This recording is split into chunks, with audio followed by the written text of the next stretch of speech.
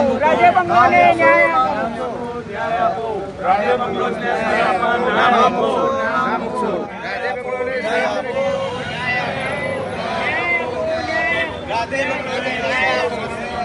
અમદાવાદના અમરાઈવાડી વિસ્તારમાં કિન્નરોની દાદાગીરી સામે આવી।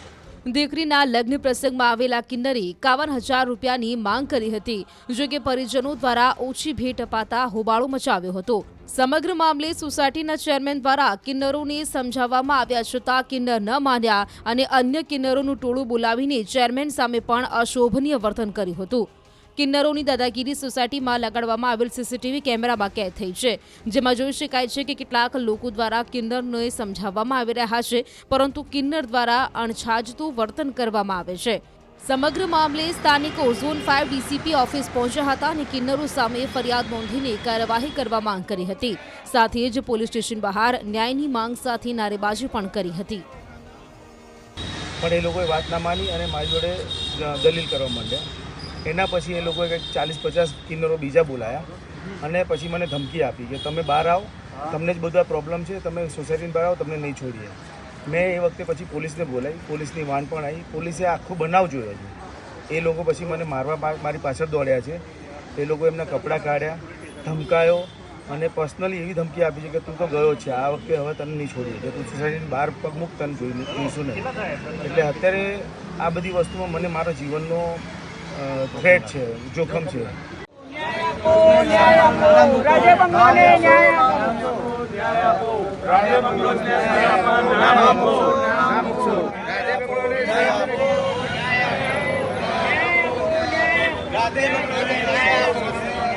અમદાવાદના અમરાઈવાડી વિસ્તારમાં કિન્નરોની દાદાગીરી સામે આવી।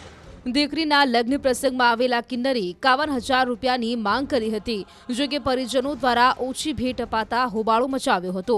સમગ્ર મામલે સોસાયટીના ચેરમેન દ્વારા કિન્નરોને સમજાવવામાં આવ્યા છતાં કિન્નર ન માન્યા અને અન્ય કિન્નરોનું ટોળું બોલાવીને ચેરમેન સામે પણ અશોભનીય વર્તન કર્યું હતું।